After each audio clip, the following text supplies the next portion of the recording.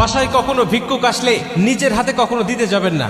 যদি ছোট্ট বাচ্চা থাকে বাসার মধ্যে, ওই বাচ্চার হাত দিয়ে তাকে দেওয়াবেন। এতে দুইটা উপকার আপনার হবে। এক নম্বরে, আপনার ছোট্ট বাচ্চা ছোট্টবেলা থেকে মানুষকে দেওয়া শিখবে, তার মন মানসিকতা ভালো কাজ করবে, তার মধ্যে লোভ লালসা কাজ করবে না, তার মনটা উদার হবে, ব্রড মাইন্ডের হবে।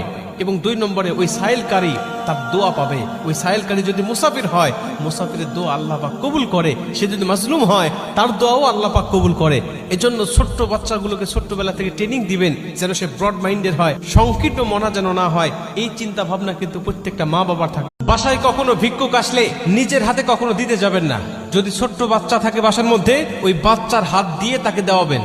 এতে দুইটা উপকার আপনার হবে। এক নম্বরে, আপনার ছোট্ট বাচ্চা ছোট্টবেলা থেকে মানুষকে দেওয়া শিখবে, তার মন মানসিকতা ভালো কাজ করবে, তার মধ্যে লোভ লালসা কাজ করবে না, তার মনটা উদার হবে, ব্রড মাইন্ডের হবে।